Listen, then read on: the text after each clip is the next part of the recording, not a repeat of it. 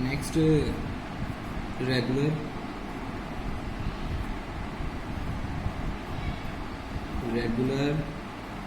SL system को define करते हैं। जो लास्ट टाइम हम लोगों ने अभी प्रूव की है, जो हम लोग डिफाइन कर रहे थे, वो रेगुलर एसएल इक्वेशन थी। अब हम लोग बात करें रेगुलर एसएल सिस्टम के ऊपर। अब सिस्टम को डिफाइन करेंगे, ये काफ़ी ज़्यादा इंपॉर्टेंट है, नेक्स्ट प्रूव आने और उसमें ये चीज़ें यूज़ होनी, उसमें ये डेफिनेशन यूज़ होनी है। जिस वक्त तक ये डेफिनेशन क्लियर नहीं होंगी, इनकी बाउंड्री कंडीशन जो कंडीशनें गिवन होंगी, जब तक वो याद नहीं होगी तो हम लोग कभी भी उस प्रूफ को हम लोग प्रूव नहीं कर सकते। इसलिए इसको आपने अच्छे तरह से आपने याद करना है। देखिए कहते हैं द रेगुलर, जो डेफिनेशन इसकी आ रही है, the regular SL equation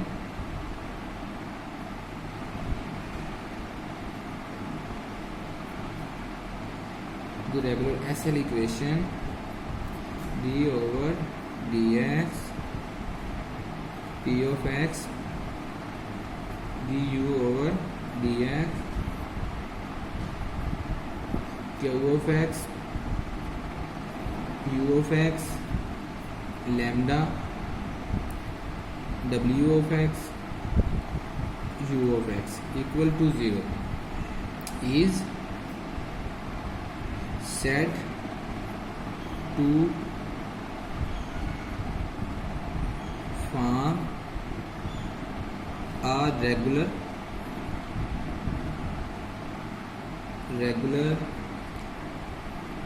SL system over the interval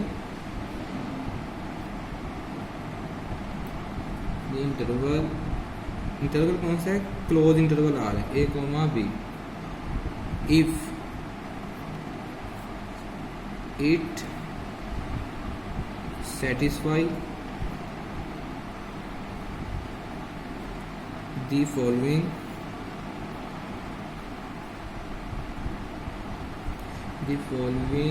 conditions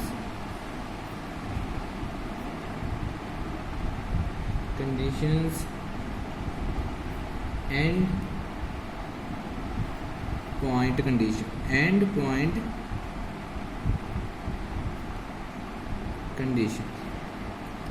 conditions कौन सी है? Alpha 1 u of a plus alpha 2 u dash of a equal to 0, beta 1 u of b plus beta 2 u dash of b equal to 0। क्या कहते हैं कि अगर हमारे पास कोई रेगुलर एसएल इक्वेशन हो और उस इक्वेशन के ऊपर अगर हमारे पास क्लोज इंटरवल के ऊपर ये कंडीशन सेटिस्फाई हो, ये कंडीशन अगर हम लोग सेटिस्फाई हो जाए, तो इसका मतलब है जो हमारे पास एसएल इक्वेशन होगी वो किस में चेंज हो जाएगी? एसएल सिस्टम के अंदर, रेगुलर एसएल सिस्टम में चेंज हो जाएगी। Where at least one of alphas and one of betas is non zero. तो जो हमारे पास यहाँ पर अल्फा वाली वैल्यू है, अल्फाज लिखा है, मतलब अल्फा 1 और अल्फा 2, उसको रिटर्न किया हुआ है अल्फाज के एक से ज़्यादा एस यूज़ किया है। बीटा 1 और बीटा एस साथ यूज़ किया कि एक से ज़्यादा बीटा आ रहे हैं। कहता है इनमें से वेयर एट लीस्ट कम अज़ कम वन ऑफ कि एक इसमें से क्या हो? Non zero. ज़्यादा से ज़्यादा सारे नॉन जीरो हो सकते हैं, लेकिन कम अज़ कम एक नॉन जीरो होना ज़रूरी है। नेक्स्ट डेफिनेशन डिफाइन करते हैं।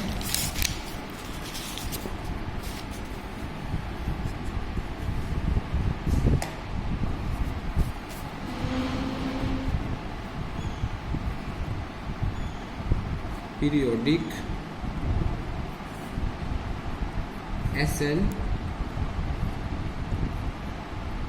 system। फिर वही same aperiodic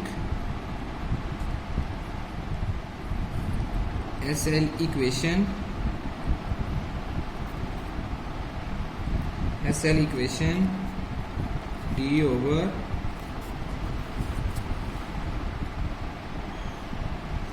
d over dx p of x du over dx plus q of x u of x plus lambda w of x u of x equal to 0 is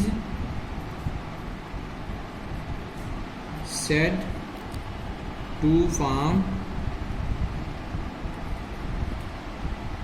a periodic SL system if it satisfies the following end conditions।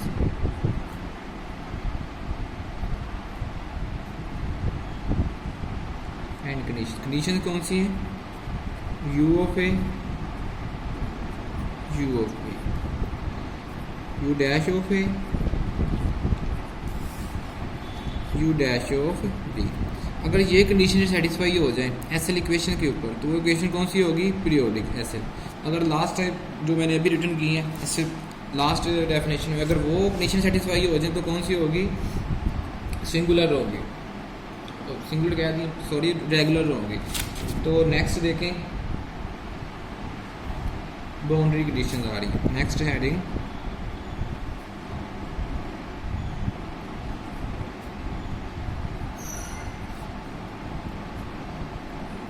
Boundary conditions associated with SL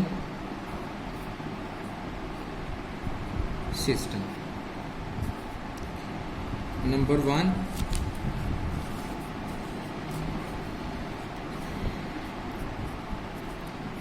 the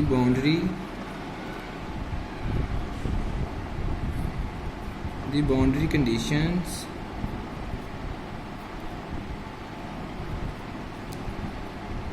alpha u of a plus alpha 2 u dash of a equal to 0, beta 1 u of b beta 2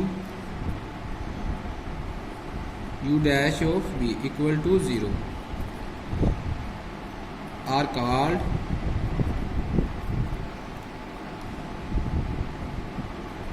separated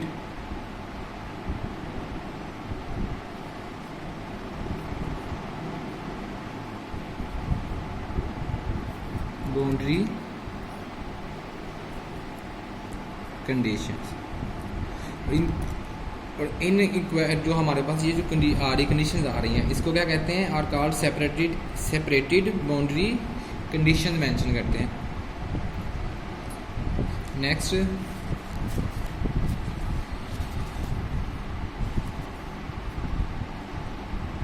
if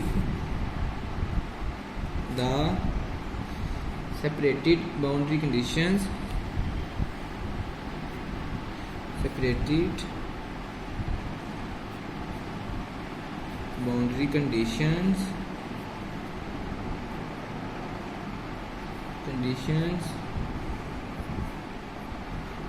of the form u of a u of b u dash of a u dash of b, they are called periodic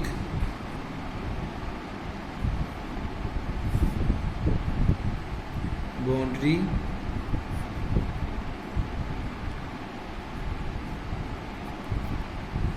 conditions. Next, if the separated boundary conditions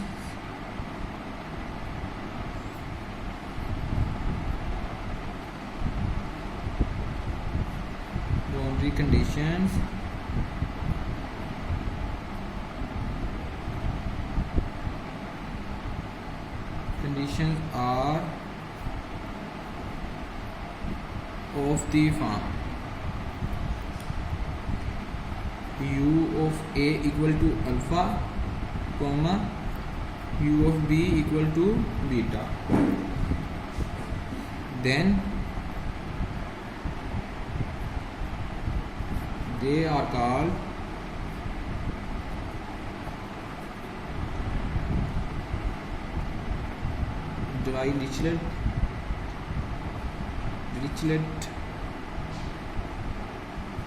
Dirichlet boundary conditions.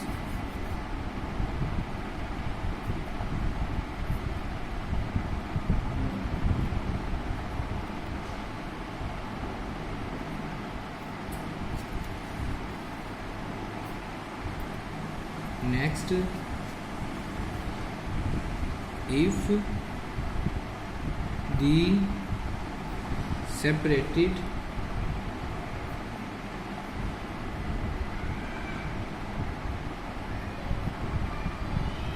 boundary conditions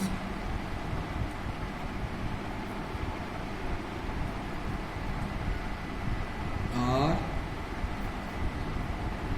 of the form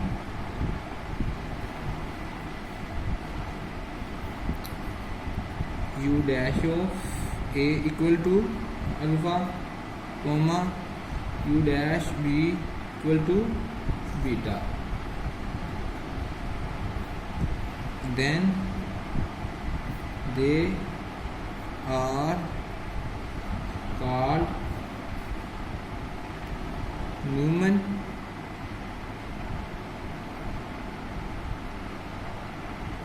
boundary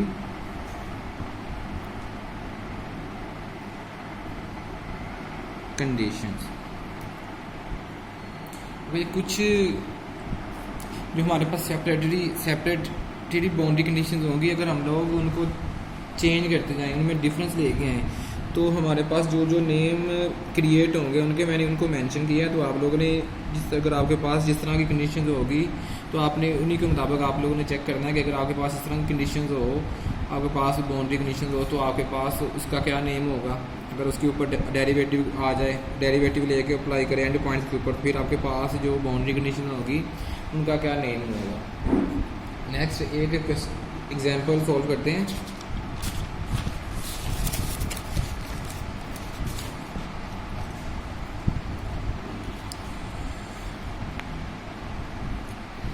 question आ रहा है, find eigen values and eigen functions. Solutions of a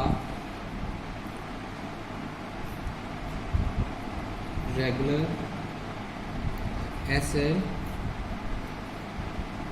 system plus lambda u equal to 0।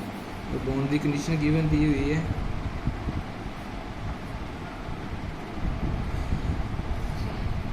क्या prove करना है। कहते हैं कि ये एक हमारे पास एसएल सिस्टम गिवन है और उसके मुताबिक उसने बाउंड्री कंडीशन गिवन दी हुई है। तो फाइंड क्या करना है, आइगन वैल्यूज फाइंड करनी है and eigen function values, eigen function find करना है। तो जिस वक्त आइगन वैल्यूज का मतलब मीन लैम्डा की वैल्यूज को फाइंड करना है, और आइगन फंक्शन मीन इसी के मुताबिक हमने फंक्शंस को फाइंड करना है। तो सोल्यूशन के लिए देखें, गिवन डैट, गिवन क्या दिया हुआ है, उसने एसएल इक्वेशन गिवन दी हुई है।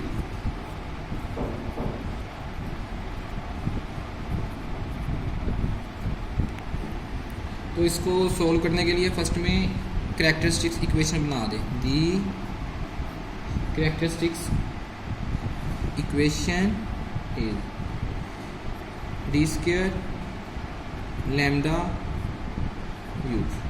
ये इस तरह से हम लोग इक्वेशन कैरेक्टरिस्टिक्स इक्वेशन बनाते हैं डिफरेंशियल इक्वेशन 1 के अंदर चैप्टर नंबर 10 में। वो ही सारा कुछ प्रोसीजर हम लोगों ने यूज़ करने, उसी के मुताबिक यूज़ करना, सोल्व करना है इसको। तो देखें ये आप इस दोनों दो वैल्यूज आपस में मल्टीप्लाई हो रही हैं, तो इक्वल आ रहा है 0 के। तो either D square plus lambda equal to 0, ये इक्वल होगा 0 के, और u इक्वल होगा इन दोनों, यहाँ तो ये वैल्यू 0 होगी, यहाँ तो आपके पास u इक्वल टू 0 होगा, क्योंकि जिस वक्त भी दो वैल्यूज़ को मल्टीप्लाई करें आंसर आ जाए 0। इसका मतलब है इन दोनों में से कोई एक वैल्यू भी 0 हो तो आंसर क्या आ जाएगा, 0 आ जाएगा। और दोनों में 0 हो फिर भी 0 ही आना है। 0 को 0 से मल्टीप्लाई करें 0, अगर 0 को 1 से मल्टीप्लाई करते हैं फिर भी 0। कोई एक वैल्यू 0 हो या दोनों वैल्यू 0 हो तो आंसर क्या आना है, 0 आना है। तो लेकिन हमारे वही यहाँ पर कंडीशन रिटर्न की हुई है, यहाँ तो ये 0 होगा, यहाँ के पास ये 0 होगा। लेकिन हमने क्या करना है, जिस वक्त भी एसएल इक्वेशन को हम लोगों ने सोल्व करना है तो हमने क्या करना है, for non trivial solution find करना है। नॉन ट्रिवियल जिस वक्त सोल्यूशन फाइंड करना है तो आप लोग क्या कर लेंगे, return for non trivial solution u not equal to 0, ये 0 नहीं हो सकता, ये आपके पास क्या होगा, 0 हो जाएगा। सो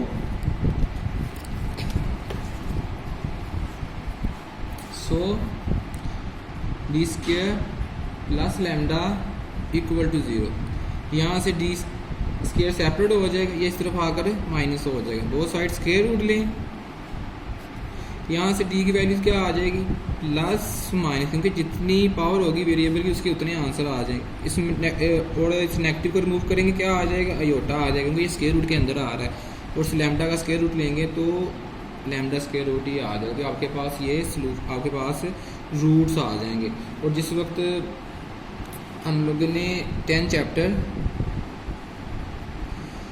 10.1 सोल्व की थी, उससे फर्स्ट में हम लोगों ने कुछ रूल्स को हम लोगों ने स्टडी किया था। उन रूल्स को यूज़ करने कि अगर हमारे पास वो रूल्स कौन से थे, रिपीटेड रूट्स जो हमारे पास आ जाते थे वो कौन से थे, रिपीट हो जाते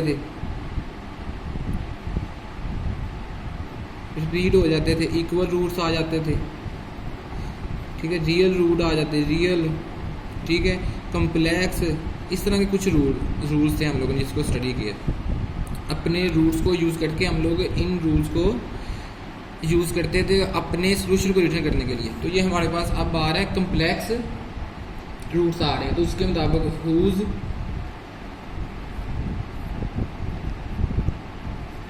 general solution may be written as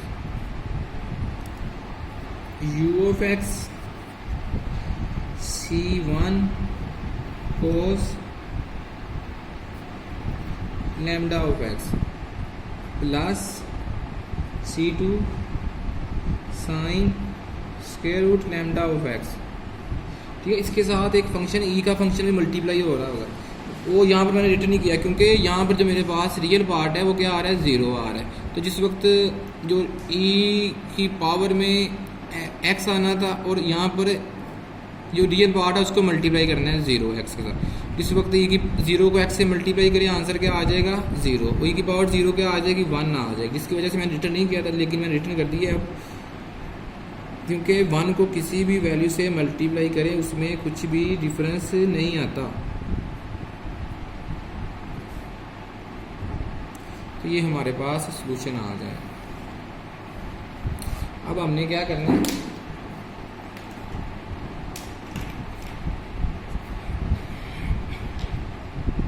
अब हमने क्या करना है, जो हमारे पास कंडीशंस गिवन है उनको यूज़ करते हुए यहाँ पर C1 और C2 की वैल्यूज़ को तो फाइंड करना है। देखें कंडीशन कौन सी गिवन है, एक ये कंडीशन गिवन है और नेक्स्ट कंडीशन गिवन थी हमारे पास, ये स्टेटमेंट में गिवन है। ये देखो इन्हीं को यूज़ किया। तो इस जिस वक्त इस कंडीशन को इसके ऊपर अप्लाई करेंगे, देखें u ऑफ 0 x की जगह पर क्या रिप्लेस करना है 0, यहाँ पर क्या आ जाएगा 0, C1 कोज यहाँ पर 0 रिप्लेस करें, 0 को किसी भी वैल्यू से मल्टीप्लाई करें क्या आ जाएगा 0 आ जाएगा। नेक्स्ट C2 साइन यहाँ पर 0 रिप्लेस करें, ये भी क्या हो जाएगा 0 हो जाएगा। और u ऑफ 0 किसके इक्वल दिया, उसने खुद दिया हुआ है 0 के, को 0 1 साइन 0 0, ये 0 हो जाएगा। C1 की वैल्यू क्या आ जाएगी,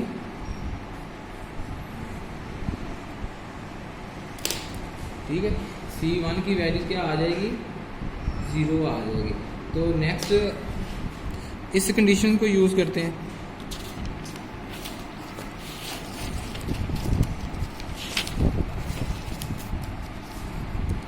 इस कंडीशन को यूज़ करना है और इस इक्वेशन के ऊपर यूज़ करना था, C1 cos square root lambda of x plus C2 sine square root lambda of x।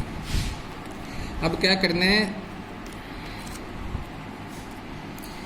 इस इक्वेशन में जिस जगह के ऊपर x आ रहा है वहाँ पर रिप्लेस करेंगे पाई,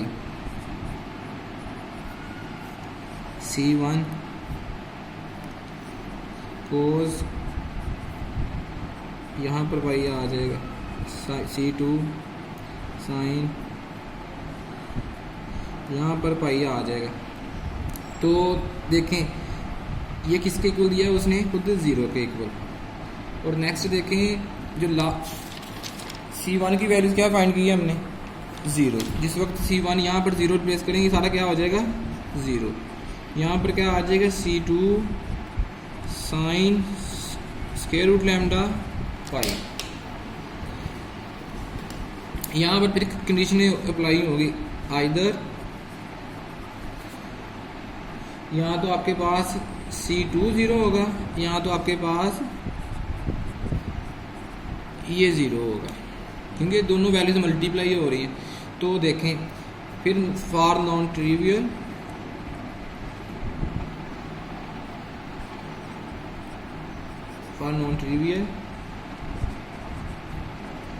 solution C2 not equal to 0, क्योंकि C2 की वजह से फंक्शन 0 हो जाएगा। तो फिर हमारे पास जिस वक्त C2 0 नहीं होगा, इसका मतलब है ये वैल्यूज क्या होगी 0 की इक्वल होगी।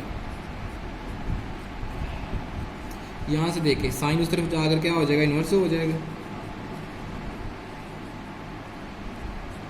तो साइन इन्वर्स क्या होगा 0 किसके ऊपर होगा, साइन इन्वर्स 0 पाई आ जाएगा। और इसके साथ n यूज़ करेंगे जनरल फॉर्म के लिए, और n की वैल्यू क्या होगी आपके पास 1 2 एंड 3 के जिस वक्त भी आप n की जगह पर वैल्यू यहाँ पर यूज़ करते हैं तो हर दफ़ा आपके पास उसके ऊपर वैल्यू साइन की क्या होगी 0 ही होगी। जैसे कि यहाँ पर 1 यूज़ करें साइन पाई क्या होता है 0, 2 यहाँ पर यूज़ करें 2 पाई साइन 0, 2 पाई क्या होता है 0, यहाँ पर 3 यूज़ करें 3 पाई क्या आंसर क्या होता है साइन के ऊपर 0। तो इस वजह से जनरल के लिए आपके पास आ जाएगा, ये पाई से क्या हो जाएगा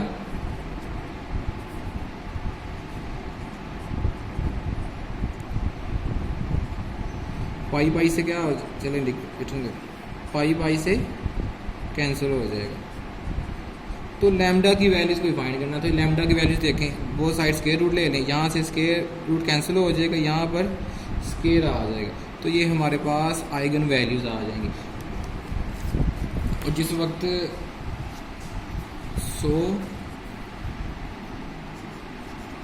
the eigen solution is u of x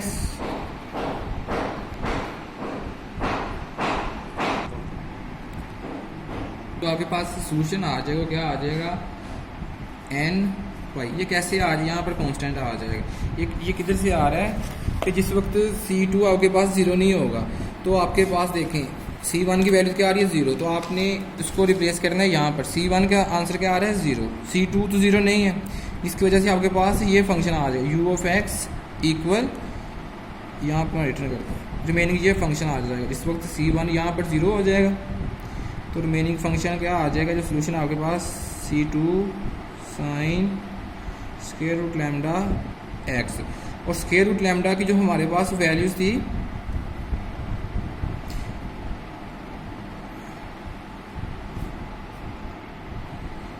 square root lambda की वैल्यू देखें,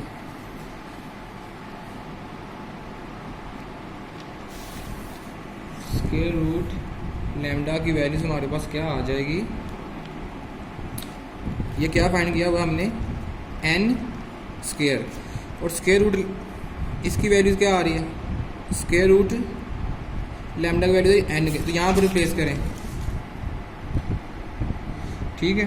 तो ये आपके पास चेंज हो जाएगा, इस फॉर्म में चेंज हो जाएगा n पाई के साथ। और यहाँ पर मैंने C2 आ रहा है उसको मैंने जनरल रिटर्न किया क्योंकि हमारे पास C2 कोई भी कांस्टेंट हो सकता है, उसको मैंने n के साथ रिटर्न कर दिया है। और यहाँ पर n आ जाएगा। तो आप कोई भी सोल्यूशन अगर फाइंड करना चाहते हैं किसी भी लैम्डा की वैल्यूज़ के लिए तो आपके पास ये फार्मूला आपके पास गिवन है जो हमने ट्राई किया, तो यहाँ से हम लोग अपना कोई भी सोल्यूशन फाइंड कर सकते हैं लैम्डा की वैल्यूज़ के लिए।